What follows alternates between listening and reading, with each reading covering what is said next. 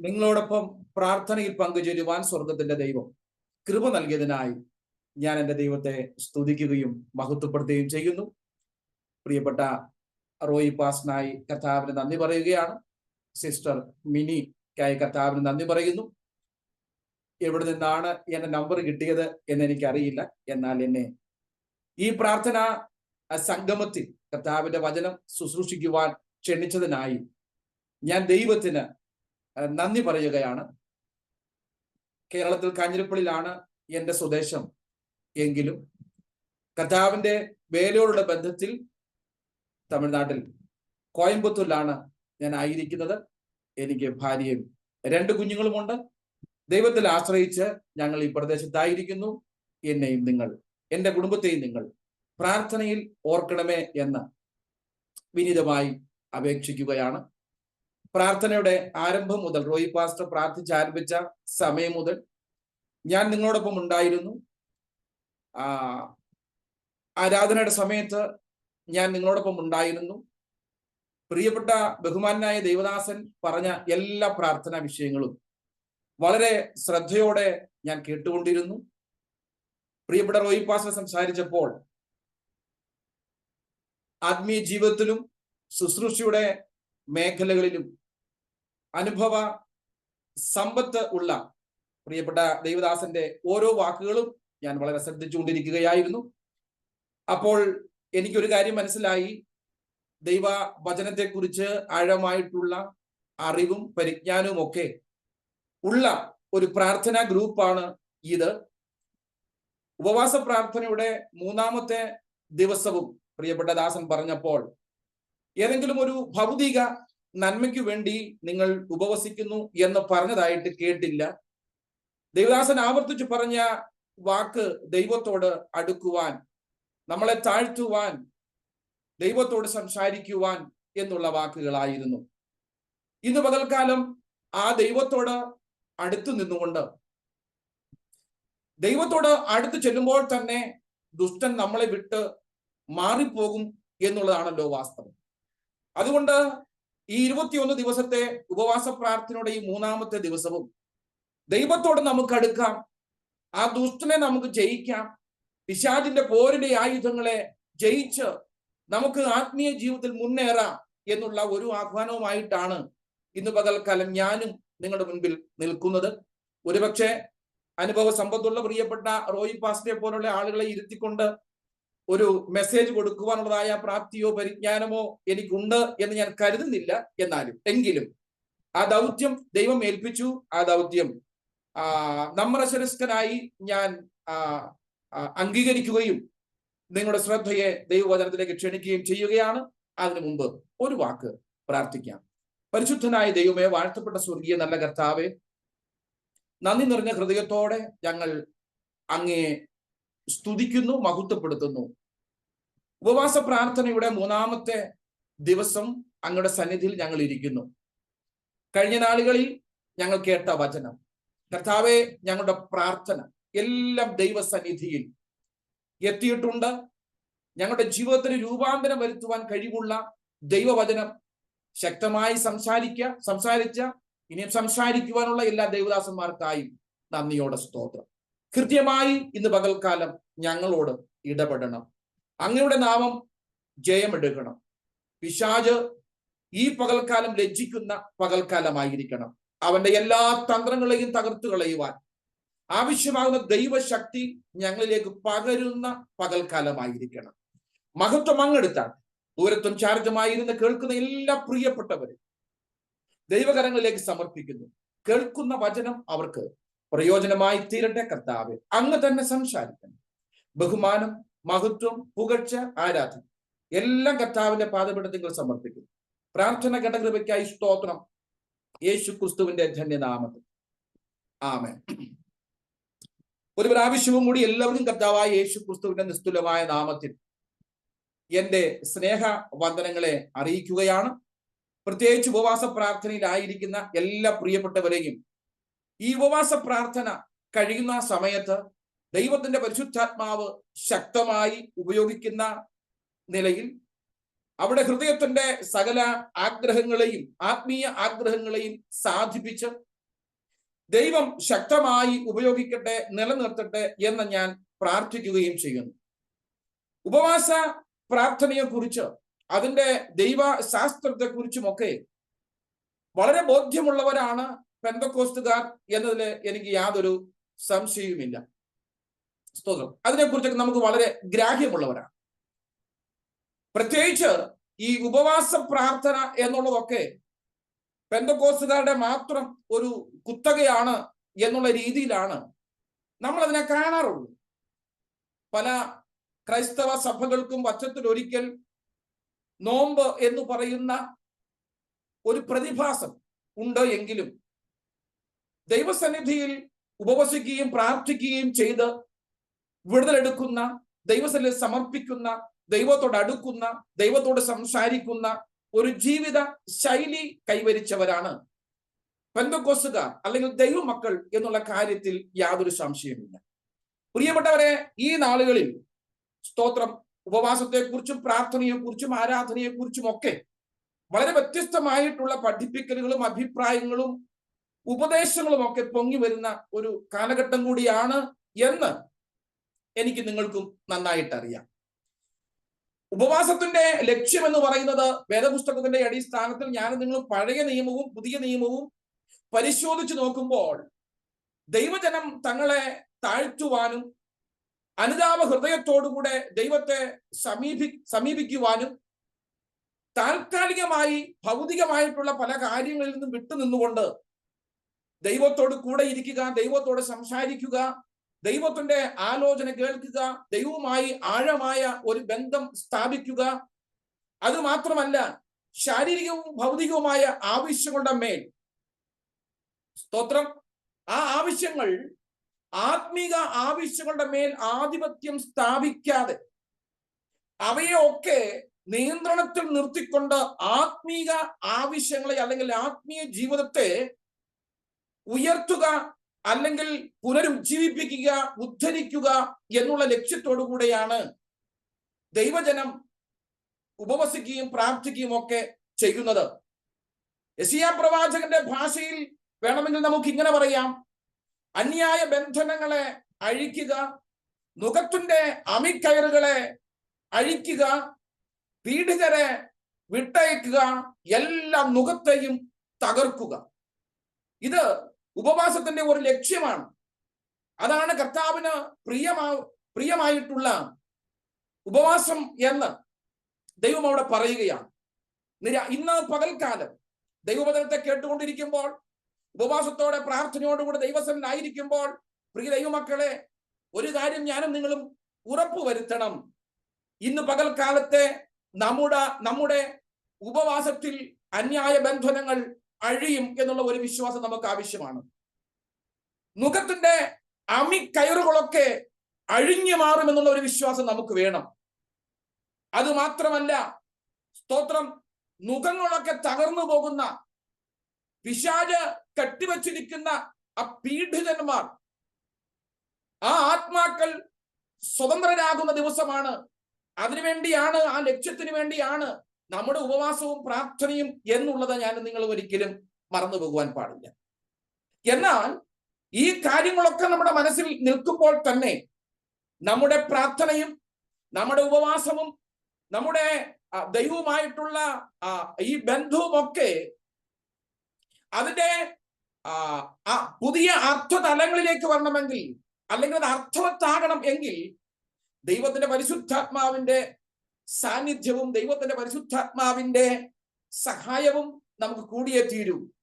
ഇന്ന് പകൽക്കാലം ഉപവാസം എന്ന ഒരു വിഷയത്തെ കുറിച്ച് പ്രസംഗിക്കുമ്പോൾ അല്ലെങ്കിൽ ഒരു സന്ദേശം നൽകുമ്പോൾ നമുക്ക് ഏറ്റവും ഉത്തമമായ മാതൃകയായി എടുക്കുവാൻ കഴിയുന്ന നമ്മുടെ കർത്താവായ യേശു ക്രിസ്തു ഉപവസിക്കുകയും പ്രാർത്ഥിക്കുകയും ചെയ്ത ഒരു വേദഭാഗത്തിലേക്ക് നിങ്ങളുടെ ശ്രദ്ധയെ ക്ഷണിക്കുവാൻ ഞാൻ ആഗ്രഹിക്കുകയാണ്. പ്രാർത്ഥനയോടുകൂടി ദൈവസന്നിധിയിലായിരിക്കാം. വിശുദ്ധനായ ലൂക്കോസ് എഴുതിയ സുവിശേഷം 4-ാം അധ്യായം അതിന്റെ 1-ാമത്തെ വാക്യം ഇങ്ങനെയാണ് വായിക്കുന്നത്: യേശു പരിശുദ്ധാത്മാവ് നിറഞ്ഞവനായി യോർദാൻ വിട്ടു മടങ്ങി ആത്മാവ് അവനെ മരുഭൂമിയിലേക്ക് നടത്തി. പിശാച് അവനെ 40 ദിവസം പരീക്ഷിച്ചു കൊണ്ടിരുന്നു. ആ ദിവസങ്ങളിൽ അവൻ ഒന്നും ഭക്ഷിച്ചില്ല. സ്തോത്രം. കൃത്യസമയത്തിനുള്ളിൽ ഈ വചന ശുശ്രൂഷ അവസാനിപ്പിക്കേണ്ടതായിട്ടുണ്ട്. അതുകൊണ്ട് കാര്യമാത്രം പ്രസക്തമായ ഭാഗങ്ങളിൽ മാത്രം നിന്നുകൊണ്ടാണ് ഇന്ന് പകൽക്കാലം ഈ സന്ദേശം ഞാൻ നിങ്ങൾക്ക് കൈമാറുന്നത്. നമ്മുടെ കർത്താവായ യേശുക്രിസ്തു തന്റെ പരസ്യ ശുശ്രൂഷയ്ക്ക് വരുന്ന സമയത്ത് യോഹന്നാൻ സ്നാപകന്റെ കൈക്കീഴിൽ സ്നാനമേറ്റ് യോർദാൻ നദി വിട്ട് മടങ്ങിയ ആ സമയത്ത് 4-ാമത്തെ അധ്യായം ആരംഭിക്കുമ്പോൾ കർത്താവായ യേശുക്രിസ്തുവിൻ പരിശുദ്ധാത്മാവ് നിറഞ്ഞവനായി യോർദാൻ വിട്ട് മടങ്ങിയപ്പോൾ ആത്മാവ് അവനെ മരുഭൂമിയിലേക്ക് നടത്തി എന്ന് വായിക്കുന്നു. എന്നാൽ മത്തായി സുവിശേഷം എഴുതുമ്പോൾ 4-ാം അധ്യായം 1-ാമത്തെ വാക്യത്തിൽ മത്തായി വളരെ വ്യക്തമായിട്ട് പറയുകയാണ്, പിശാചിനാൽ പരീക്ഷിക്കപ്പെടേണ്ടതിന് ആത്മാവ് അവനെ മരുഭൂമിയിലേക്ക് നടത്തി എന്ന്. അപ്പോൾ കർത്താവായ യേശുക്രിസ്തുവിനെ ഒരു പരീക്ഷയിലേക്കാണ് ദൈവത്തിന്റെ പരിശുദ്ധാത്മാവ് നടത്തിയത്. അത് ഏതൊരു സ്ഥലത്ത് വെച്ചായിരുന്നു എന്ന് ചോദിച്ചാൽ മരുഭൂമിയിൽ വെച്ചായിരുന്നു. മരുഭൂമിയുടെ അവസ്ഥയും അല്ലെങ്കിൽ പരീക്ഷയുടെ ദിവസങ്ങളുമൊക്കെ പലപ്പോഴും ക്രൈസ്തവ ജീവിതത്തിൽ നമ്മൾ ആഗ്രഹിക്കാത്ത കാര്യങ്ങളാണ് എന്ന് വേണമെങ്കിൽ പറയാം. പ്രിയപ്പെട്ടവരെ, ദൈവത്തിന്റെ ആത്മാവിന് കർത്താവായ യേശുക്രിസ്തുവിനെ മരുഭൂമിയിലേക്ക് നടത്തുന്നത് ഒരു ലക്ഷ്യമുണ്ടായിരുന്നു, പിശാചിനാൽ പരീക്ഷിക്കപ്പെടേണ്ടതിന് തന്നെ. അതെ, പരീക്ഷ എന്റെയും നിങ്ങളുടെയും ജീവിതത്തിൽ വരുമ്പോൾ ഏതോ യാദൃച്ഛികമായി സംഭവിച്ചു പോയി, ഏതോ ഒരു അപൂർവ കാര്യം സംഭവിച്ചു പോയി, പ്രാർത്ഥിക്കുന്ന ദൈവമക്കൾക്ക് സംഭവിക്കുവാൻ പാടില്ലാത്ത ഏതോ ഒരു കാര്യം എന്റെ ജീവിതത്തിൽ സംഭവിച്ചു പോയി എന്ന് ഞാനും നിങ്ങളും ചിന്തിക്കരുത്. സ്തോത്രം. യാക്കോബ് അപ്പോസ്തലൻ പറയുന്നുണ്ടല്ലോ, പരീക്ഷ സഹിക്കുന്ന മനുഷ്യൻ ഭാഗ്യവാൻ, അവൻ കൊള്ളാകുന്നവനായി തെളിഞ്ഞ ശേഷം കർത്താവ് തന്നെ സ്നേഹിക്കുന്നവർക്ക് വാഗ്ദത്തം ചെയ്ത ജീവകിരീടം പ്രാപിക്കും എന്ന്. അതേ പ്രിയപ്പെട്ടവരെ, ചില സമയങ്ങളിൽ നമ്മൾ കൊള്ളാകുന്നവരാണ് എന്ന് അവൻ തെളിയിക്കപ്പെടേണ്ട ഒരു സാഹചര്യം വരുമ്പോൾ ചില പരീക്ഷകളും ചില ശോധനകളും നമ്മുടെ ജീവിതത്തിൽ വരും. ആ കാര്യങ്ങൾ ഓർക്കുമ്പോൾ ആരും കലങ്ങിപ്പോകരുത്, മടുത്തു പോകരുത്, തളർന്നു പോകരുത്. ഞാനും നിങ്ങളും കൊള്ളാകുന്നവരായി തെളിയുന്ന ഒരു സമയമുണ്ട്. അതുകൊണ്ടല്ലേ യോബ് പറഞ്ഞത്, അവൻ എന്നെ ശോധന കഴിച്ചാൽ ഞാൻ തങ്കത്തെ പോലെ പൊന്നുപോലെ ഞാൻ പുറത്തു വരുമെന്ന്. ഈ ഒരു ദൃഢനിശ്ചയം, ഈ ഒരു പ്രത്യാശ നമ്മുടെ ജീവിതത്തിൽ ഉണ്ട് എങ്കിൽ ഏത് പരീക്ഷയെയും ജയിച്ച് കൊള്ളാകുന്നവരായി തെളിഞ്ഞ് ദൈവസന്നിധിയിൽ നിൽക്കുവാൻ എനിക്കും നിങ്ങൾക്കും കഴിയും. ഓർക്കണം, പരീക്ഷിക്കപ്പെടേണ്ടതിന് മരുഭൂമിയിലേക്ക് കർത്താവായ യേശുക്രിസ്തുവിനെ നടത്തിക്കൊണ്ടുപോയത് പിശാചല്ല, ദൈവത്തിന്റെ ആത്മാവാണ്. ദൈവത്തിന്റെ ആത്മാവാണ് നടത്തിക്കൊണ്ടു പോകുന്നത് എങ്കിൽ പരാജയത്തിന്റെ പടുകുടിയിൽ ഞാനും നിങ്ങളും തള്ളപ്പെട്ടു പോവുകയില്ല. ആത്മാവ് നടത്തുന്നവനെ ആത്മാവിന്റെ ശക്തിയോടെ മടക്കിക്കൊണ്ടുവരുന്ന, സ്തോത്രം, ആ ദൈവശക്തി ഉണ്ടല്ലോ, അതാണ് എന്നെ നിങ്ങളെയും ഭരിക്കേണ്ടുന്നത്. ആത്മാവ് നടത്തുന്നവൻ ഒരിടത്തും പരാജയപ്പെട്ടു പോകുന്നവനല്ല. അവൻ പിശാചിന്റെ സകല പരീക്ഷകളെയും ജയിച്ച് തല ഉയർത്തി നിൽക്കുന്നവനാണ്.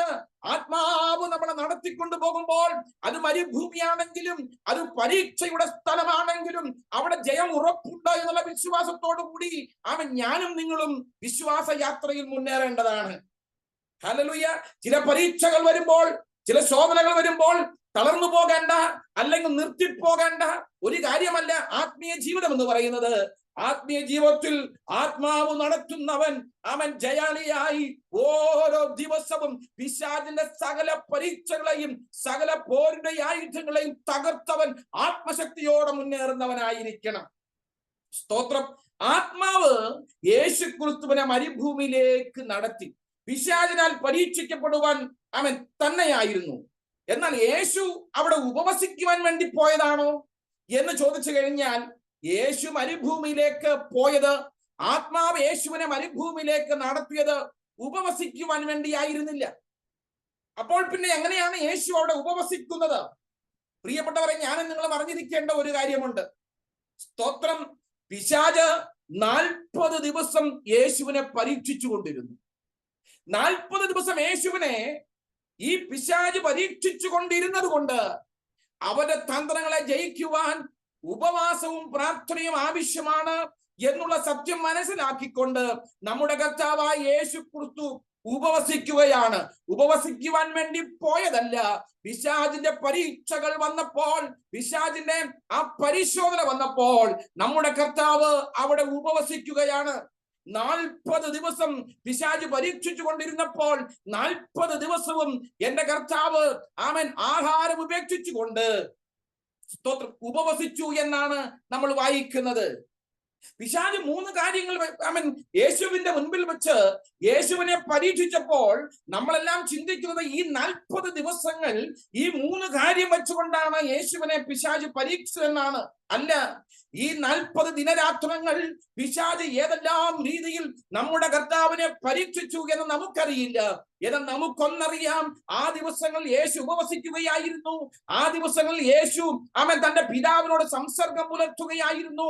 ആ ദിവസങ്ങളിൽ യേശു പിശാചിനെ ജയിക്കുവാൻ ആവശ്യമാകുന്ന ആത്മശക്തി പ്രാപിക്കുകയായിരുന്നു.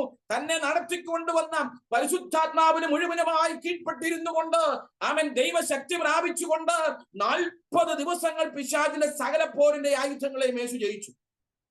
അത് കഴിഞ്ഞപ്പോൾ അവന് വിശന്നു. പിന്നീട് വരുന്ന ഒരു 3 കാര്യങ്ങളാണ് പലപ്പോഴും ഞാനും നിങ്ങൾ പഠിക്കുകയും പ്രസംഗിക്കുകയും ചെയ്യുന്നത്. ഇന്ന് പകൽക്കാലം ഞാൻ പറയുവാൻ ആഗ്രഹിക്കുകയാ. പ്രിയപ്പെട്ടവരെ, ഉപവാസത്തിന് വേണ്ടി പ്രത്യേക സമയങ്ങളൊന്നും നിയമിച്ചിട്ടില്ല. സ്തോത്രം. ഉപവാസത്തിന് വേണ്ടി പ്രത്യേക ഒരു കാലഘട്ടം നിയമിച്ചിട്ടില്ല. ഉപവാസത്തിന് വേണ്ടി പ്രത്യേക സീസണൊന്നും ദൈവത്തിന്റെ വചനം പറയുന്നില്ല. എന്നാൽ ഉപവസിക്കേണ്ട ഒരു സന്ദർഭമുണ്ട്. നമ്മുടെ കർത്താവായ യേശു ക്രിസ്തു നമുക്ക് കാണിച്ചു തന്നിരിക്കുന്നു. പിശാചിന്റെ പോരാട്ടവും പരീക്ഷണങ്ങളും വേദനകളും ശോധനകളും എല്ലാം ജീവിതത്തിൽ എപ്പോഴെല്ലാം വരുന്നുവോ അപ്പോഴെല്ലാം ഒരു വിശ്വാസി ഉപവസിക്കുകയും പ്രാർത്ഥിക്കുകയും ചെയ്യണം. സീസൺ അനുസരിച്ച് ഉപവസിക്കുന്നവരല്ല ദൈവമക്കൾ.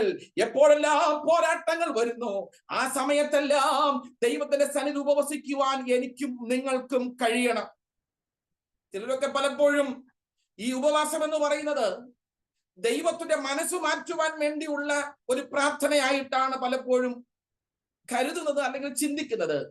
സ്തോത്രം. നിങ്ങൾ കരുതുന്നുണ്ടോ ഞാനും നിങ്ങളും പട്ടിണി കിടന്നതുകൊണ്ട് അല്ലെങ്കിൽ ഞാനും നിങ്ങളും ഭക്ഷണം കഴിക്കാതെ ഇരിക്കുന്നത് കൊണ്ട് അങ്ങനെ ദൈവത്തിന്റെ മനസ്സ് മാറ്റുവാൻ നമുക്ക് കഴിയുമെന്ന് നിങ്ങൾ ചിന്തിക്കുന്നുണ്ടോ? അല്ലെങ്കിൽ നമ്മളെ സ്നേഹിക്കുന്ന യേശു നമ്മൾ പട്ടിണി കിടന്ന് ദൈവത്തിന്റെ മനസ്സ് മാറ്റുവാൻ ശ്രമിക്കണം എന്ന് ദൈവം ചിന്തിക്കുന്നുണ്ടോ? പ്രിയപ്പെട്ടവരെ, ഉപവാസം എന്ന് പറയുന്നത് ദൈവത്തിന്റെ മനസ്സിനെ മാറ്റുവാൻ വേണ്ടിയുള്ളതല്ല. ഉപവാസം എന്ന് പറയുന്നത് എന്നെയും നിങ്ങളെയും മാറ്റുവാൻ വേണ്ടിയുള്ളതാണ്. ദൈവസന്നിധിയിൽ നമ്മൾ മാറുക എന്നുള്ളതാണ്. നമ്മളെ താഴ്ത്തുക എന്നുള്ളതാണ്. എവിടെയാണ് നമ്മുടെ കുറവ് സംഭവിച്ചിട്ടുള്ളത് എന്ന് കണ്ടുപിടിച്ചുകൊണ്ട് അവരെയൊക്കെ പരിഹരിക്കുവാൻ തക്കവണ്ണം ഭൗതികമായിട്ടുള്ള ശാരീരികമായിട്ടുള്ള പല കാര്യങ്ങളിൽ നിന്നും മാറി ഒരു കുറിപ്പിട്ട കാലം മാറി നിന്നുകൊണ്ട് ദൈവസന്നിധിയിലേക്ക് അടുക്കുന്നതാണ് ഉപവാസം എന്ന് പറയുന്നത്. 40 ദിവസത്തെ ഉപവാസം കഴിഞ്ഞ ശേഷം ദൈവത്തിൽ വായിക്കുന്നു, പിശാച് അവന്റെ അടുത്ത് വീണ്ടും വന്നു. അവസാനത്തെ ശ്രമം എന്ന രീതിയിൽ പിശാച് പറയുകയാണ്, ഇപ്പോൾ വിശക്കുന്നുണ്ടല്ലോ, ഈ കല്ലിനോട് അപ്പമായി തീരുവാൻ കൽപ്പിക്കുക. അപ്പമായി തീരുമ്പോൾ ഇത് ഭക്ഷിക്കാമല്ലോ, വിശപ്പടക്കാമല്ലോ എന്നുള്ള ഒരു ആലോചന പിശാച് കർത്താവിന്റെ മുൻപിൽ വയ്ക്കുകയാണ്. 40 ദിനരാത്രങ്ങൾ യേശുവിനെ ജയിക്കുവാൻ കഴിയാതെ പരാജയപ്പെട്ടു പോയ പിശാച് ആ ദിവസങ്ങൾ കഴിഞ്ഞപ്പോൾ അവന്റെ അവസാന ശ്രമം എന്ന രീതിയിൽ സ്തോത്രം വീണ്ടും യേശുവിനെ സമീപിച്ചുകൊണ്ട് പറയുകയാണ്, ഈ കല്ലിനെയൊക്കെ അപ്പമായി തീർക്കുക, ആ അപ്പം നിനക്ക് ഭക്ഷിക്കാമല്ലോ എന്ന്. പ്രിയപ്പെട്ടവരെ, നമ്മുടെ ശാരീരിക, മാനസിക, സാമൂഹിക, ഭൗതിക ആവശ്യങ്ങളിൽ ഞാനും നിങ്ങളും ആകുലചിത്തരാകുമ്പോൾ, ഞാനും നിങ്ങളും അതിനെക്കുറിച്ചൊക്കെ വളരെയധികം ഭാരപ്പെടുമ്പോൾ, അതിനെക്കുറിച്ച് ഞാനും നിങ്ങളും ചിന്തിച്ച് തളർന്നു പോകുന്ന സമയങ്ങളിൽ അത് വലിയൊരു ആവശ്യം ഭാരമാണ്. എന്ന് മനസ്സിലാക്കിക്കൊണ്ട് ആ ആവശ്യത്തിന്റെ മേൽ, ആ ഭൗതികമായ ആവശ്യത്തിന്റെ മേൽ മുതലെടുപ്പ് നടത്തുവാൻ ശ്രമിക്കുന്നവനാണ് പിശാചെന്ന് ഞാനും നിങ്ങൾ മറന്നു പോകരുത്. എവിടെയാണ് നമുക്കൊരു വീക്ക്നെസ് വരുന്നത്, എവിടെയാണ് നമ്മുടെ ആവശ്യത്തിന്റെ മേൽ അലഞ്ഞുകൊണ്ടിരിക്കുന്നത്, എവിടെയാണ് അമിതമായ ഉത്കണ്ഠ നമ്മളെ ഭരിക്കുന്നത്, അവിടെ കടന്നു വന്ന് മുതലെടുപ്പ് നടത്തുവാൻ പിശാച് ശ്രമിക്കുമ്പോൾ അതുകൊണ്ടാണ് കർത്താവ് പറഞ്ഞത്, അതുകൊണ്ടാണ് അപ്പോസ്തലന്മാർ പറഞ്ഞത്, ഈ ലോകത്തിലുള്ള ഒരു കാര്യത്തെക്കുറിച്ച് നിങ്ങൾ ആകുലചിത്തരാകരുത്, ആകുലചിത്തരാകാൻ പാടില്ല.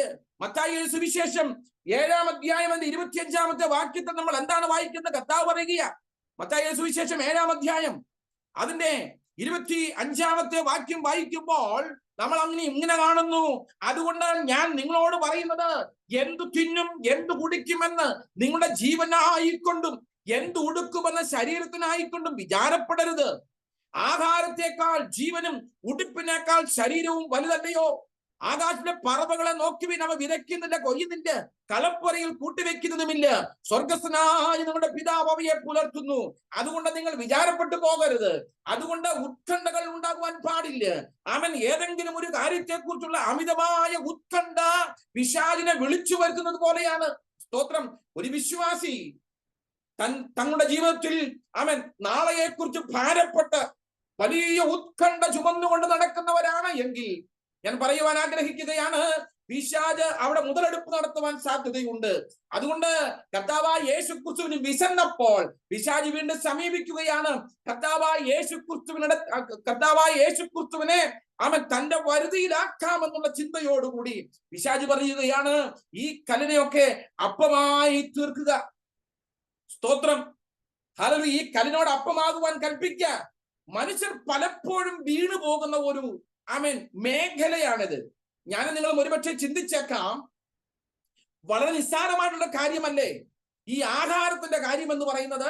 പ്രിയപ്പെട്ടവരെ, ഞാനും നിങ്ങളും വളരെ നിസ്സാരമെന്ന് തോന്നുന്ന ചിന്തിക്കുന്ന കാര്യങ്ങളെ വെച്ച് ഹല്ലേലൂയ നമ്മൾക്ക് ചതിക്കുഴികൾ ഉണ്ടാക്കി ആ ചതിക്കുഴിയിൽ നമ്മളെ വീഴ്ത്തുവാൻ ശ്രമിക്കുന്ന പിശാചിന്റെ തന്ത്രങ്ങൾ ഞാനും നിങ്ങളും മറന്നു പോകരുത്.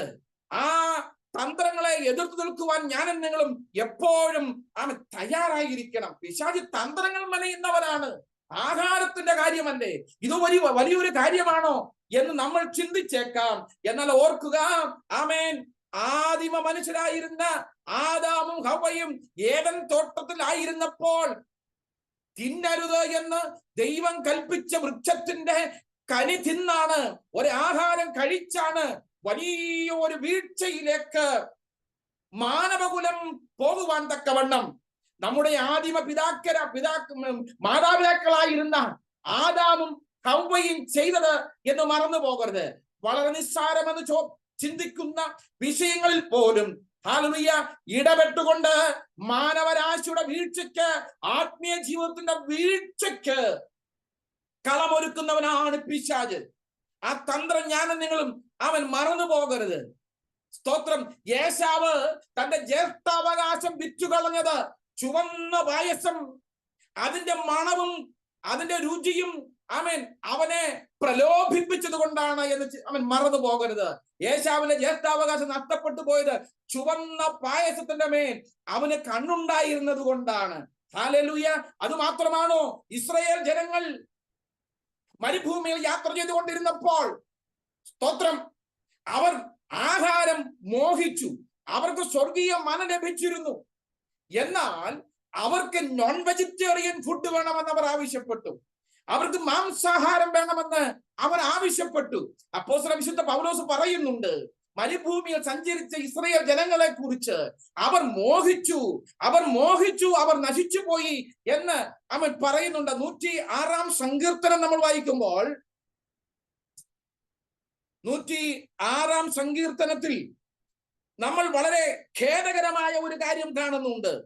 വളരെ ഖേദകരം എന്ന് വേണമെങ്കിൽ നമുക്കതിനെ പറയാം. ഇസ്രായേൽ ജനങ്ങളുടെ വിഷയത്തിലാണ് ദൈവാത്മാവ് പറയുകയാണ്, മരുഭൂമിയിൽ വച്ച് അവർ ഏറ്റവും മോഹിച്ചു. ഭക്ഷണത്തിന്റെ വിഷയമാണ്. അവർക്ക് നോൺ വെജിറ്റേറിയൻ ഫുഡ് വേണമെന്ന് അവർ ആവശ്യപ്പെട്ടു. അവർക്ക് മോഹമുണ്ടായി. അവർ പല കാര്യങ്ങളെ കുറിച്ചും പിറുപിറുത്തു. അവർ കുറ്റം പറയുന്നവരായിരുന്നു. എന്നാൽ ദൈവത്തിന്റെ വചനം പറയുന്നത് ശ്രദ്ധിക്കുക, നിർജ്ജന പ്രദേശത്ത് അവർ ദൈവത്തെ പരീക്ഷിച്ചു, അവർ അപേക്ഷിച്ചത് അവൻ അവർക്ക് കൊടുത്തു. ഇസ്രായേൽ ജനം മോഹിച്ച് ആഗ്രഹിച്ചത് ദൈവം അവർക്ക് കൊടുത്തു, എങ്കിലും അവരുടെ പ്രാണന് ക്ഷയം സംഭവിച്ചു. എത്രയോ ദൗർഭാഗ്യകരമായ ഒരു കാര്യമാണ്. ആഹാരത്തിന്റെ വിഷയത്തിൽ പോലും ഇടപെടലുകൾ നടത്തി മനുഷ്യനെ വീഴ്ചയിലേക്ക് നയിക്കുന്ന, മനുഷ്യനെ പരീക്ഷയിലേക്ക് നയിക്കുന്ന പിശാചിന്റെ തന്ത്രങ്ങളെ ഞാനും നിങ്ങൾ പറഞ്ഞിരിക്കണം.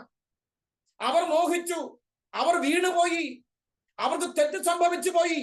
അവർ ചോദിച്ചതൊക്കെ, ഇസ്രായേൽ ജനങ്ങൾ ചോദിച്ചതൊക്കെ ദൈവം കൊടുത്തു. പക്ഷേ എന്താണ് സംഭവിച്ചത്? ദയനീയമെന്ന് പറയട്ടെ, അവരുടെ പ്രാണന് ക്ഷയം സംഭവിച്ചു. അവരുടെ പ്രാണന് ക്ഷയമയച്ചു. പ്രാർത്ഥിക്കുന്ന എല്ലാ കാര്യങ്ങളും ലഭിച്ചു, ഉപവസിച്ച പല കാര്യങ്ങൾ നേടിയെടുത്തു. സ്തോത്രം.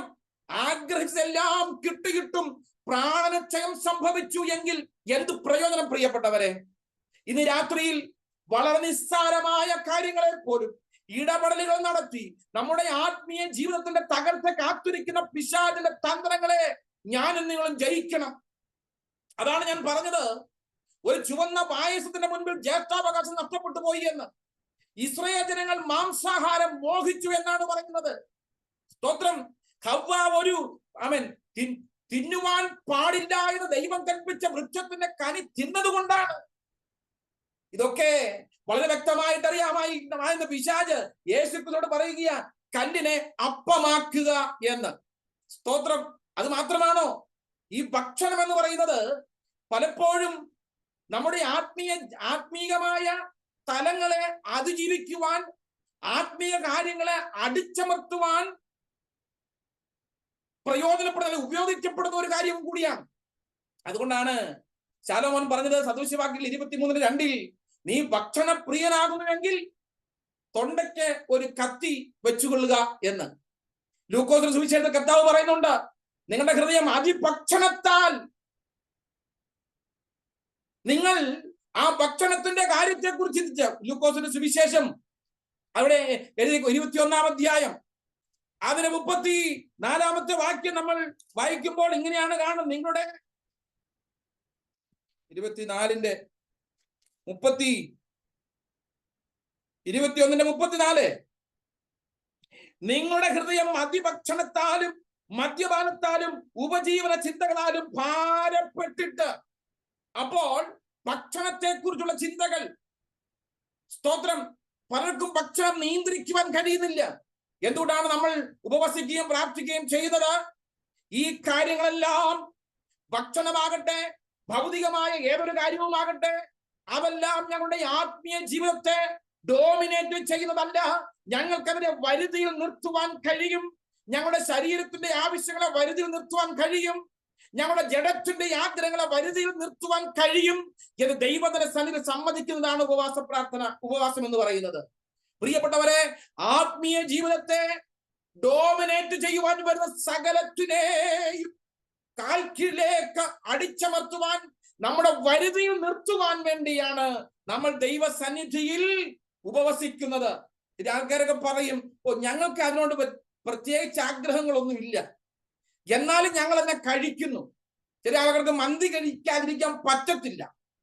സ്തോത്രം. കണ്ടു കഴിഞ്ഞാൽ കഴിക്കാതിരിക്കാൻ പറ്റുന്നില്ല എന്നുണ്ടെങ്കിൽ ഓർക്കുക, എവിടെയോ ഒരു പരീക്ഷണം അതിൽ കിടക്കുന്നുണ്ട്. സ്തോത്രം. നമുക്ക് ആഗ്രഹമില്ലാത്ത പല കാര്യങ്ങൾ ഉണ്ടായിരിക്കാം, എന്നാൽ ആ കാര്യത്തിന് നമ്മുടെ മേൽ ആഗ്രഹമുണ്ട് എങ്കിൽ, സ്തോത്രം, അതുകൊണ്ടാണ് ദൈവം കയീനോട് പറഞ്ഞത്, കയീനെ, പാപം നിന്റെ വാതിക്കൽ കിടക്കുന്നു, അതിന്റെ ആഗ്രഹം നിന്നിലാണ്, അത് നിന്നെ ആഗ്രഹിക്കുന്നു. ഒരുപക്ഷെ നിനക്കതിന് ആഗ്രഹം ഇല്ലായിരിക്കാം, നിനക്ക് അതിനോട് ആഗ്രഹം ഇല്ലാതിരിക്കാം, എന്നാൽ അത് നിന്നെ ആഗ്രഹിക്കുന്നു, അത് നിന്നെ ഉന്നം വയ്ക്കുന്നുണ്ട്, അത് നിന്നെ ലക്ഷ്യം വയ്ക്കുന്നുണ്ട്. നീ അതിനെ ജയിക്കണം. സ്തോത്രം. നീ അതിനെ ജയിക്കണം. കയ്യിനോട് ദൈവം പറഞ്ഞതാണ്. പ്രിയപ്പെട്ടവരെ, ആമേൻ, ഏതൊരു കാര്യവുമായിരിക്കട്ടെ, ശാരീരികമായതോ ഭൗതികമായതോ സാമൂഹികമായ കാര്യമായിരിക്കട്ടെ, ആമേൻ, നമ്മുടെ ആത്മീയ ജീവിതത്തിനെ ജയിക്കുവാൻ അനുവദിക്കരുത് എല്ലാം ആത്മീയ ജീവിതത്തിന്റെ കീഴിലായിരിക്കണം. നമ്മുടെ ആത്മീയ ജീവിതത്തിന് വരുതിക്ക് നിർത്തുവാൻ കഴിയാത്ത യാതൊന്നും നമ്മുടെ ആത്മീയ ജീവിതത്തിൽ ഉണ്ടാകുവാൻ പാടില്ല. ആത്മീയ ജീവിതം അവൻ മുകളിൽ നിൽക്കണം, ബാക്കിയെല്ലാം താഴെയായിരിക്കണം, ബാക്കിയെല്ലാം വരുതിയിൽ നിർത്തുന്നതായിരിക്കണം. നിർത്തുവാൻ നമുക്ക് കഴിയണം. സ്തോത്രം. യേശു പറഞ്ഞു, മനുഷ്യൻ അപ്പം കൊണ്ട് മാത്രമല്ല ദൈവത്തിന്റെ വായിൽ നിന്ന് വരുന്ന സകല വചനവും കൊണ്ട് അവൻ ജീവിക്കുന്നു എന്ന്. പ്രിയപ്പെട്ടവരെ, അപ്പം കൊണ്ട് മാത്രം ജീവിക്കുന്നവരല്ല ദൈവമക്കൾ. ദൈവത്തിന്റെ വചനമാകുന്ന അപ്പം, സ്തോത്രം, ദിനംതോറും ഭുജിച്ച് ജീവിക്കുന്നവരാണ് ദൈവമക്കൾ എന്ന് പറയുന്നത്. ആമോസ് പ്രവാചകൻ പറയുകയാണ്, അപ്പത്തിനായുള്ള വിശപ്പല്ല, വെള്ളത്തിനായുള്ള ദാഹവുമല്ല, യഹോവയുടെ വചനങ്ങളെ കേൾക്കേണ്ടതിനുള്ള വിശപ്പ് എന്ന്. ആമേൻ. ദൈവമക്കൾ ആഹാരം കൊണ്ട് മാത്രം ജീവിക്കുന്നവരല്ല എന്ന്, ദൈവത്തിന്റെ വചനം കൊണ്ടും അവർ ജീവിക്കുന്നവരാണ്. ഇന്ന് പകൽക്കാലം ശാരീരികമായ ആവശ്യങ്ങളെ മുൻനിർത്തി, ശാരീരികമായ ആവശ്യങ്ങൾ വരുമ്പോൾ അതിൽ നിന്ന് മുതലെടുക്കുവാൻ വരുന്ന പിശാചിന്റെ തന്ത്രങ്ങളെ ഞാനും നിങ്ങളും അറിഞ്ഞുകൊണ്ട് അവനോട് എതിർത്ത് നിൽക്കുന്ന അവനെ തോൽപ്പിക്കുവാൻ വേണ്ടിയാണ് ഈ ഉപവാസം എന്ന വസ്തുത ഞാനും നിങ്ങളും മറന്നു. സ്തോത്രം. പിശാച് ഈ പരീക്ഷണങ്ങളെ ഈ പ്രലോഭനങ്ങളെ കൊണ്ടുവരുമ്പോൾ ഒരു ആത്മീയൻ അതിനെ ജയിക്കുന്നവനായി തീരണം. അതിനെ ജയിക്കുവാൻ വേണ്ടിയാണ് യേശു ഉപവസിച്ചത് എങ്കിൽ, പ്രിയപ്പെട്ടവരെ, എനിക്കും നിങ്ങൾക്കും ഉപവാസം എന്ന് പറയുന്നത് പിശാചിന്റെ പരീക്ഷകളെ ജയിക്കുവാൻ വേണ്ടിയാണ്. രണ്ടാമത് നമ്മൾ ഇവിടെ കാണുന്ന ലൂക്കോസ് സുവിശേഷം 4-ാം അധ്യായത്തിൽ കാണുന്നത്, പിശാച് അവനെ വലിയ ഒരു മലയിലേക്ക്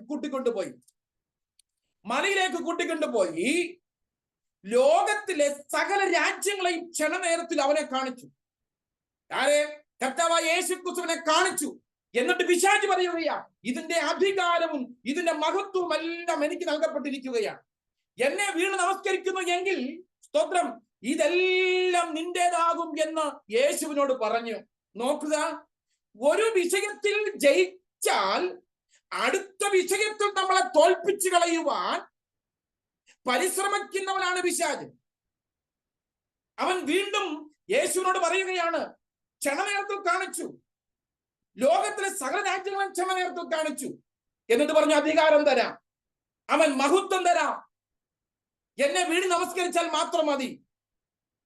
പ്രിയപ്പെട്ടവരെ, എന്നെ വളരെയധികം ചിന്തിപ്പിച്ച ഒരു വാക്യമുണ്ട് അതിൽ, എനിക്ക് മനസ്സുള്ളവന് ഞാൻ കൊടുക്കുന്നു എന്ന്.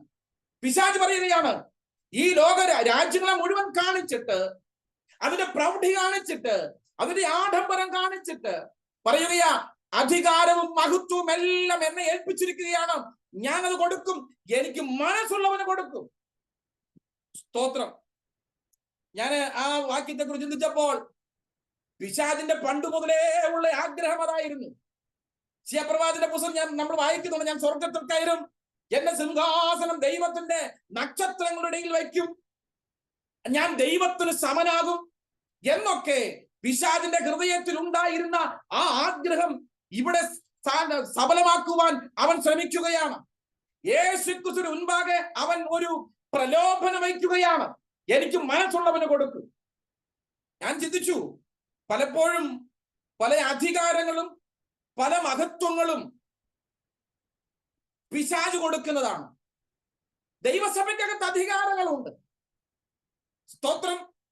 ദൈവികമായ അധികാരങ്ങൾ, ദൈവം കൊടുത്തിട്ടുള്ള അധികാരങ്ങൾ അധികാര സ്ഥാനത്ത് പലരുമുണ്ട്.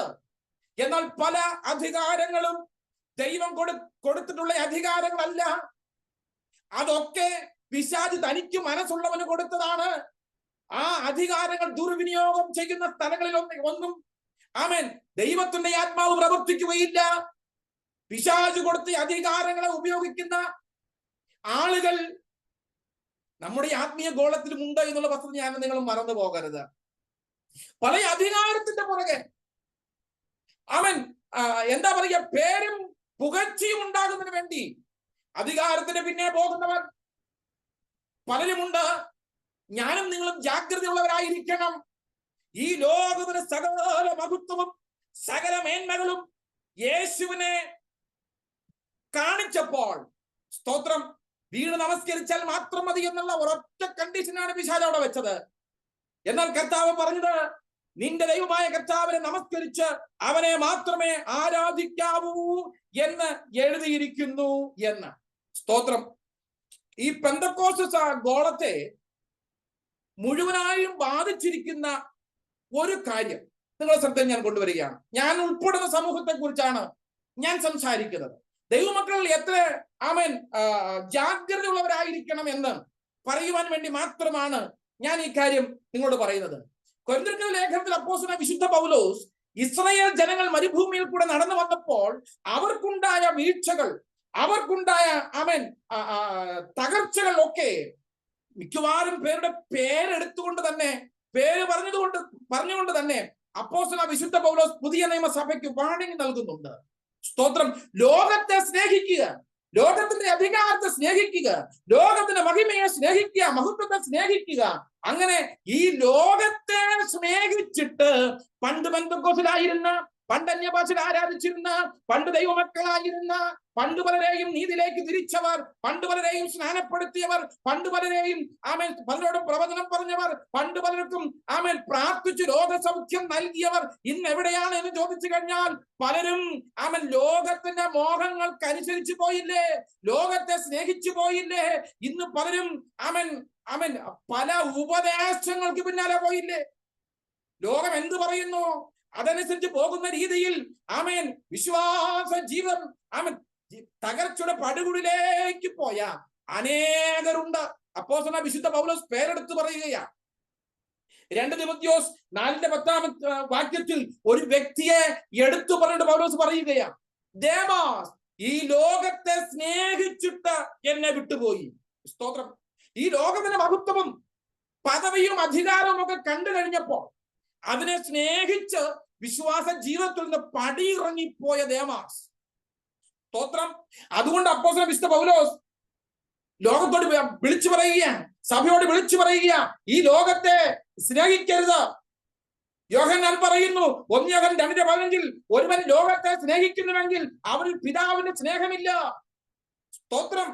അതുകൊണ്ട് ലോകത്തിന്റെ മഹത്വമൊക്കെ പിശാച് നമ്മുടെ കണ്ണിന് മുൻപിൽ നിരത്തി വെക്കുമ്പോൾ ലോകത്തിലെ സകല പുകഴ്ചകളെയും അവൻ തുറന്നു കാട്ടുന്ന സമയത്ത് വളരെ ജാഗ്രതയോടുകൂടി, വളരെ പ്രാർത്ഥനയോടുകൂടി ഞാനും നിങ്ങളും അതിനെ സമീപിക്കേണ്ടതായിട്ടുണ്ട്.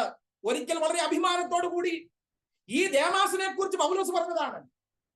കൊലോസ്യർ 4:14 ഫിലേമോന്റെ പുസ്തകം 1:24 ഒക്കെ എന്റെ കൂട്ടു സഹോദരനായിരിക്കുന്ന ദേമാ, ലൂക്കോസും ദേമാസും നിങ്ങളെ വന്ദനം ചൊല്ലുന്നു എന്നൊക്കെ വളരെ അഭിമാനത്തോടുകൂടെ പറഞ്ഞിരുന്ന ആ കൂട്ടുവേലക്കാരൻ, ഒരിക്കൽ കർത്താവിന് വേണ്ടി അഹോരാത്രം പണിയെടുത്തവൻ, ഒരിക്കൽ സുവിശേഷ വേലയുടെ മുഖത്ത് അഹോരാത്രം കഷ്ടപ്പെട്ട ദേമാസിനെ കുറിച്ച് വളരെ ഖേദത്തോടു കൂടി പൗലോസ് പറയുക, ദേമാസ് ഈ ലോകത്തെ സ്നേഹിച്ചിട്ട് എന്നെ വിട്ടുപോയി എന്ന്.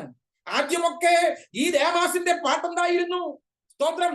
ലോകം എനിക്ക് വേണ്ട, ലോകത്തിന് ഇമ്പം വേണ്ട എന്നുള്ളതായിരുന്നു. എന്നാൽ കാലം കടന്നു പോയപ്പോൾ കാലത്തിന്റെ പോക്കിൽ അവന്റെ വിശ്വാസ പടക് മുങ്ങിപ്പോകുവാൻ ഇടയായി. ആമേൻ. അപ്പോസ്തലനായ വിശുദ്ധ പൗലോസ് ദേമാസിനെ കുറിച്ച് പറയുമ്പോൾ അവൻ ഈ ലോകത്തെ സ്നേഹിച്ചിട്ട് എന്നെ വിട്ടുപോയി എന്ന്.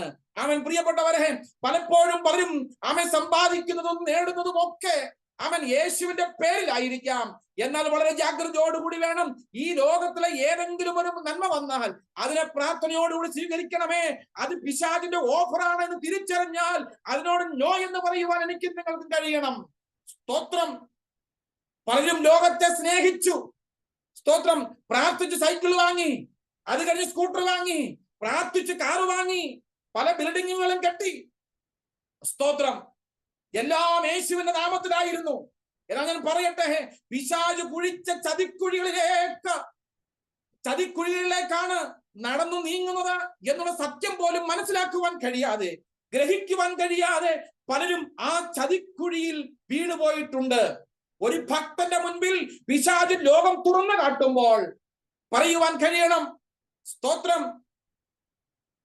നിന്റെ ദൈവമായ കർത്താവിനെ മാത്രമേ ആരാധിക്കാവൂ എന്ന്.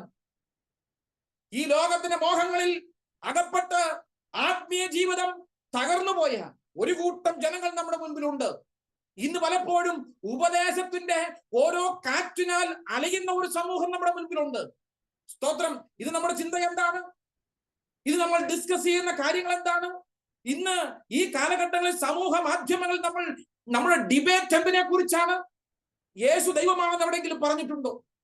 ഇത് നമ്മുടെ ഡിബേറ്റ് വിഷയമാണത്. സ്തോത്രം.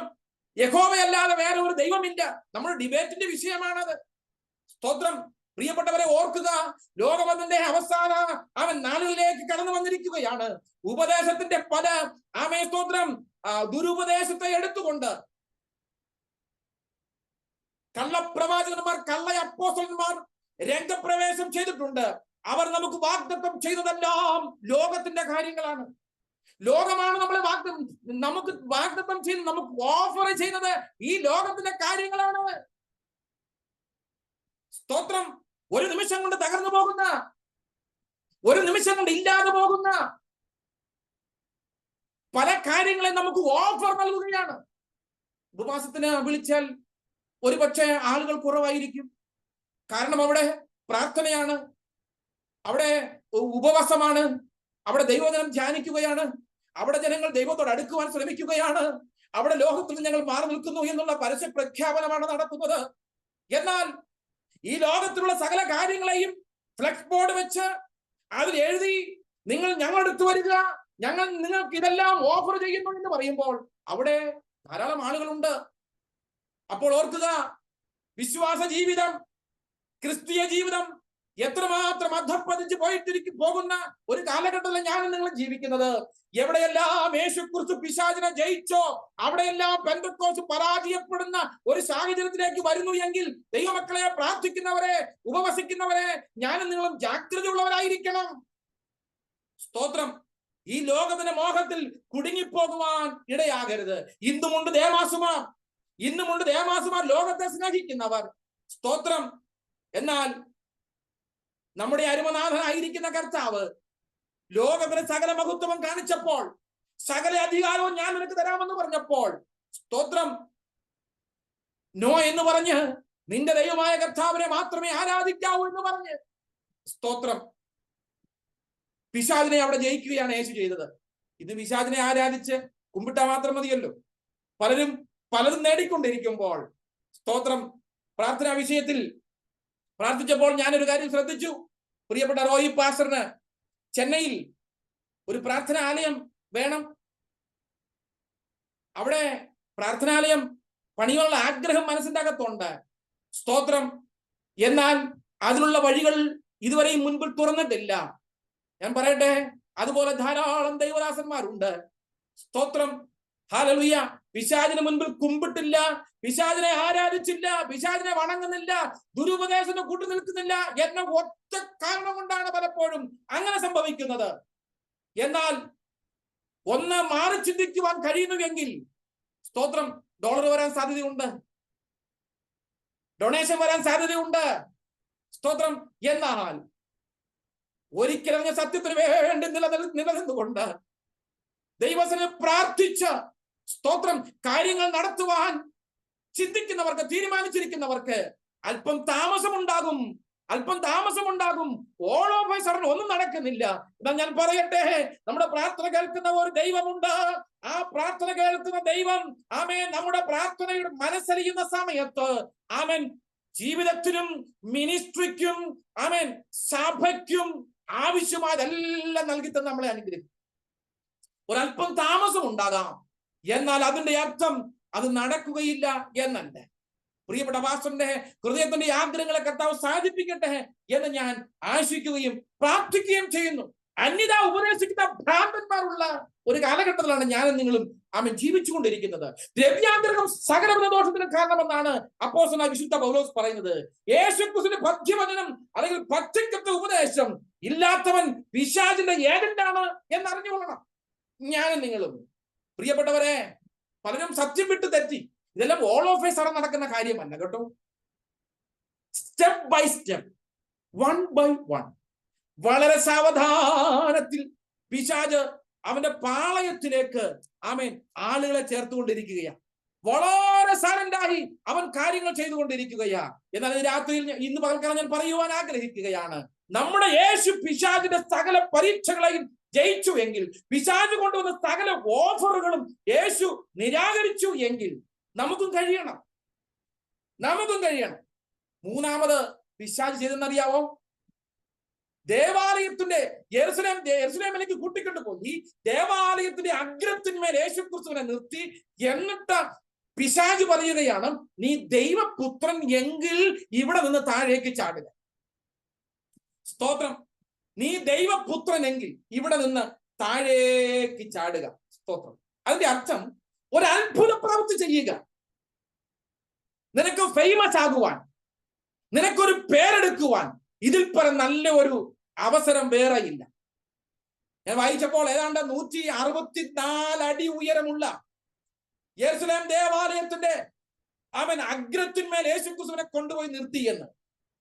50 മീറ്റർ ഉയരമുള്ള, ഏതാണ്ട് 50 മീറ്റർ ഉയരമുള്ള ദേവാലയത്തിന്റെ ആ അഗ്രത്തിൽ നിന്ന് നീ താഴേക്ക് ചാടുക.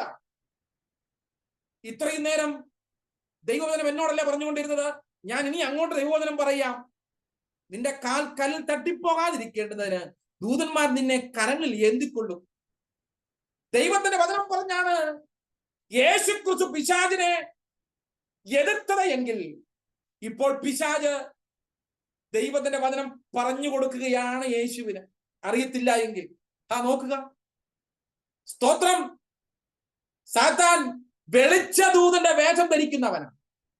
അവൻ വചനം അസ്ഥാനത്ത് ഉപയോഗിക്കുന്നവനാണ്. സ്തോത്രം. പലപ്പോഴും ചില വചനം കേട്ട് കഴിഞ്ഞാൽ, ചില ഉപദേശങ്ങൾ കേട്ട് കഴിഞ്ഞാൽ, അയ്യോ സത്യമല്ലേ അവർ പറയുന്നത് എന്നുള്ള ഒരു ചിന്താഗതി ഉണ്ടാക്കുന്ന രീതിയിൽ വളരെ മനോഹരമായി ദുരുപദേശങ്ങളെ മനുഷ്യന്റെ ഹൃദയത്തിലേക്ക് വേര് വായിക്കുവാൻ, വളർത്തിയെടുക്കുവാൻ കഴിയുന്ന തരത്തിൽ പിശാച് ഉപദേശങ്ങളെയൊക്കെ മാറ്റുന്നവനാണ്. ഇവിടെ പിശാച് പറയുകയാണ്, സ്തോത്രം, നിന്റെ കാൽ കല്ലിൽ തട്ടിപ്പോകാതിരിക്കേണ്ടതിന് അവർ നിന്നെ കൈകളിൽ വഹിച്ചുകൊള്ളും. സ്തോത്രം. പ്രിയപ്പെട്ടവരെ, യേശു ചെയ്തില്ല. പിശാചിന് അതിനകത്തൊരു തന്ത്രമുണ്ടായിരുന്നു. പിശാച് യേശുക്രിസ്തു ഈ ഭൂമിയിൽ ജനിച്ച കാലം മുതൽ ഒരിക്കലും കാൽവറിയിൽ ഒരു മരണം ഉണ്ടാകരുത്, കാൽവറി കുരിശ് വരെ യേശു പോകരുത് എന്ന് ചിന്തിച്ചുകൊണ്ട് പിശാചിന്റെ ഏജന്റുകൾ എവിടെയെല്ലാം യേശുവിനെ കൊന്നുകളയുവാൻ കഴിയുമോ അവിടെയെല്ലാം കാര്യങ്ങൾ, പദ്ധതികൾ ആവിഷ്കരിച്ചു. ഹെരോദാവ് മുതൽ ഇതാ ഈ 4-ാം അധ്യായത്തിൽ നമ്മൾ വായിക്കുമ്പോൾ, ദൈവാലയത്തിൽ നിന്ന് ജനങ്ങൾ യേശുക്രിസ്തുവിനെ അവൻ കൂട്ടിട്ട് പോയി മലയുടെ മുകളിൽ നിന്ന് മലയുടെ വക്കോളം കൊണ്ടുപോയി തല കീഴായി തള്ളിയിടുവാൻ ഭാവിച്ചു എന്ന്.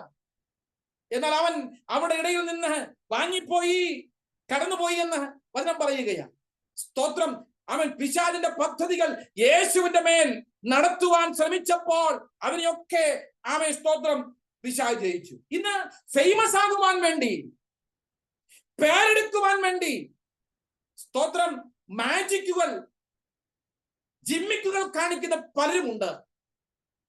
എന്നാൽ യേശു പിശാചിന്റെ മുൻപിൽ ഞാൻ ചിന്തിച്ചു, തീർച്ചയായിട്ടും യേശു ആലയത്തിന്റെ അഗ്രത്തിൽ താഴേക്ക് ചാടുന്നുണ്ട് എങ്കിൽ യേശുക്രിസ്തുവിനെ ദൂതന്മാർ കൈകളിൽ ഏന്തും, സംശയമൊന്നുമില്ല. കാൽ കല്ലിൽ തട്ടിപ്പോകാതെ സൂക്ഷിക്കും, സംശയമൊന്നുമില്ല. എന്നാൽ ആ മാജിക്ക് പിശാചിന് മുൻപിൽ കാണിക്കുവാൻ യേശു തയ്യാറായില്ല. സ്തോത്രം. യേശു തയ്യാറായില്ല. നിന്റെ ദൈവമായ കർത്താവിനെ പരീക്ഷിക്കരുതെന്ന് വീണ്ടും വചനമെടുത്തുകൊണ്ട് പിശാചിനെ അവൻ നേരിടുന്ന കർത്താവിനെയാണ് നമ്മൾ ഇവിടെ കാണുന്നത്. സ്തോത്രം. പ്രിയപ്പെട്ടവരെ, ലൂക്കോസ് 4-ാം അധ്യായം 14-ാമത്തെ വാക്യം ഇങ്ങനെ വായിക്കുന്നു, യേശു ആത്മാവിന്റെ ശക്തിയോടെ ഗലീലയിലേക്ക് മടങ്ങി വന്നു. അങ്ങനെ പിശാചിന്റെ സകല പരീക്ഷയും തികച്ച ശേഷം കുറെ കാലത്ത് പിശാച് യേശുവിനെ വിട്ടുമാറി. യേശു ആത്മാവിന്റെ ശക്തിയോടെ ഗലീലയിലേക്ക് മടങ്ങി വന്നു. പ്രിയപ്പെട്ടവരെ, ആമേൻ, സ്തോത്രം. ഹൃദയത്തിന്റെ അഭ്രവാളികളിൽ തങ്കരിവിൽ എഴുതി വെക്കേണ്ട വാക്യമല്ലേ പരിശുദ്ധാത്മാവ് അവൻ മരുഭൂമിയിലേക്ക് യേശുവിനെ നടത്തി. 40 ദിവസം യേശുവിനെ പിശാച് പരീക്ഷിച്ചുകൊണ്ടിരുന്നു. ആ സകല പരീക്ഷയെയും യേശു ജയിച്ചുകൊണ്ട് ആത്മാവിന്റെ ശക്തിയോടുകൂടെ അവൻ ഗലീലയിലേക്ക് മടങ്ങി വന്നു. ഹല്ലേലൂയ. പിശാചിന്റെ ചതിക്കുഴിയിൽ വീഴുവാൻ യേശു നിന്നുകൊടുത്തില്ല. ഇന്ന് പകൽക്കാലം നമ്മുടെ അരുമനാഥനായിരിക്കുന്ന യേശു ക്രിസ്തു എനിക്കും നിങ്ങൾക്കും കാണിക്കുന്ന മാതൃക എന്തെന്നറിയാമോ? പിശാചിന്റെ സകല തന്ത്രങ്ങളോട് എതിർത്ത് നിൽക്കണമെന്ന് അപ്പോസ്തലൻ വിശുദ്ധ പൗലോസ് പറയുകയാണ്. അവൻ പിശാചിന്റെ സകല തന്ത്രങ്ങളോട് എതിർത്ത് നിൽക്കുവാൻ തക്കവണ്ണം അവൻ ദൈവത്തിന്റെ സർവായുധ വർഗത്തെ ധരിച്ചു കൊള്ളണമെന്ന് പൗലോസ് വീണ്ടും പറയുന്നു. നമുക്ക് ജഡരക്തങ്ങളോടല്ല, ആമേൻ സ്തോത്രം, അവൻ അധികാരങ്ങളോടാണ്, വാഴ്ചകളോടാണ്, ആമേൻ സ്തോത്രം, ഹല്ലേലൂയ, വാനമണ്ഡലത്തിലെ ദുഷ്ടാത്മ സേനകളോടാണ് നമുക്ക് പോരാട്ടമുള്ളത്. ഇന്ന് രാത്രി ഞാനും നിങ്ങൾ, ഇന്ന് പകൽക്കാലം ഞാനും നിങ്ങളും ഒരു പോർക്കളത്തിലാണ്, ഞാനും നിങ്ങളും ഒരു ഓട്ടക്കളത്തിലാണ്, ഞാനും നിങ്ങളൊരു മൽയുദ്ധത്തിലാണ്. പിശാചിനോട് പോരടിക്കുവാൻ തക്കവണ്ണം സർവായുധ വർഗം ധരിച്ചുകൊണ്ട് ദൈവസന്നിധിയിൽ നിൽക്കുന്നവരായി ഞാൻ നിങ്ങൾ കാണപ്പെടണം. ഈ 21 ദിവസത്തെ ഉപവാസ പ്രാർത്ഥന കഴിയുമ്പോൾ പ്രിയപ്പെട്ടവരെ, ആത്മാവിന്റെ ശക്തിയോടെ മടങ്ങി വരുന്ന ഒരു അനുഭവം നമുക്ക് കാണുവാൻ കഴിയണം. ആത്മാവിന്റെ ശക്തിയിൽ നിങ്ങൾ നിറയുന്നവരായിട്ട് കാണപ്പെടണം. പിശാചിന്റെ സകല ആയുധങ്ങളെയും തകർക്കുന്നവരായി, അവൻ ശക്തി പ്രാപിച്ചവരായി, ജയമെടുത്തവരായി, ചതിക്കുഴികളെ താണ്ടിപ്പോകുന്നവരായി ദൈവത്തിൽ നിൽക്കുവാൻ ദൈവം എന്നെയും നിങ്ങളെയും കുറിച്ച് ആഗ്രഹിക്കുകയാണ്. ഇത് പകൽക്കാലം ഉപവാസത്തോടുകൂടെ പ്രാർത്ഥനയോടുകൂടി ദൈവത്തിലായിരിക്കുന്ന പ്രിയപ്പെട്ടവരെ, സ്തോത്രം, നിങ്ങളുടെ ഉപവാസ പ്രാർത്ഥന 21 ദിവസം കഴിയുമ്പോൾ ആമേൻ ചില ജയത്തിന്റെ കാഹളങ്ങൾ ഊതുവാൻ, ജയക്കൊടി കരങ്ങളിലേന്തുവാൻ, സ്തോത്രം, ആമേൻ ചില അന്യായ ബന്ധനങ്ങൾ അഴിഞ്ഞത് കാണുവാൻ, ചില അമിക്കയറുകൾ അഴിഞ്ഞു പോയത് കാണുവാൻ, സ്തോത്രം. അത് മാത്രമല്ല, ഹല്ലേലൂയ, ചില നുഖങ്ങളൊക്കെയും മുറിഞ്ഞു പോയത്, ഈ ചില നുഖങ്ങളൊക്കെയും തകർന്നു പോയത് കണ്ണുകൊണ്ട് കാണുവാൻ തക്കവണ്ണം ദൈവത്തിന്റെ പരിശുദ്ധാത്മാവ് സഹായിക്കട്ടെ. ഇന്ന് പകൽക്കാലം ഹല്ലേലൂയ, ആമേൻ, ദൈവസന്നിധിയിൽ കണ്ണുകളടച്ച് നമുക്ക് പ്രാർത്ഥിക്കാം. കണ്ണുകളടച്ച് നമുക്ക് പ്രാർത്ഥിക്കാം. പരിശുദ്ധനായ ദൈവമേ, വാഴ്ത്തപ്പെട്ട സ്വർഗ്ഗീയ നല്ല കർത്താവേ, നന്ദി നിറഞ്ഞ ഹൃദയത്തോടെ ഞങ്ങൾ അങ്ങേ സ്തുതിക്കുന്നു. ഇന്ന് പകൽക്കാലം ദൈവത്തിന്റെ ആത്മാവ് ഹൃദ്യമായി ഞങ്ങൾ സംസാരിച്ചതിനായി ദൈവത്തിന് ഞങ്ങൾ നന്ദി പറയുന്നു. ആമേൻ. പിശാചിന്റെ സകല പോരിനെയും ജയിച്ച് ഞങ്ങൾക്ക് മുൻപിൽ ജയാളിയായിട്ട് നിൽക്കുന്ന ആത്മാവിന്റെ ശക്തിയോടെ ഗലീലയിലേക്ക് മടങ്ങി വന്ന യേശുവിനെ ഞങ്ങൾ കാണുന്നു കർത്താവേ. ആമേൻ. ഈ ലോകത്തിലെ സകല മോഹങ്ങളെയും കാട്ടി പിശാച് ഞങ്ങളെ പ്രലോഭിപ്പിക്കുമ്പോൾ ആ പ്രലോഭനങ്ങളെ ജയിക്കുവാൻ ഞങ്ങൾക്ക് കൃപ നൽകണമേ എന്ന് ഞങ്ങൾ പ്രാർത്ഥിക്കുന്നു. ഞങ്ങളുടെ ഉപവാസ പ്രാർത്ഥനയുടെ അവസാന ദിവസങ്ങളിലേക്ക് ഞങ്ങൾ വരുമ്പോൾ വലിയ ദൈവപ്രവൃത്തി കാണുവാൻ ഞങ്ങളെ സഹായിക്കണം. പ്രാർത്ഥനയോടുകൂടി ആയിരിക്കുന്ന പ്രിയപ്പെട്ടവരെല്ലാം അങ്ങയുടെ കരങ്ങളിലേക്ക് സമർപ്പിക്കുന്നു. കർത്താവ് അത്ഭുതം ചെയ്യണം, കർത്താവ് പ്രതിഫലം നൽകണം, കർത്താവ് വഴി നടത്തണം, ആത്മശക്തി ഞങ്ങളുടെ മേൽ പകരണം. ബഹുമാനം, മഹത്വം, പുകഴ്ചയെല്ലാം കർത്താവ് യേശു ക്രിസ്തുവിന്റെ ധന്യനാമത്തിൽ തന്നെ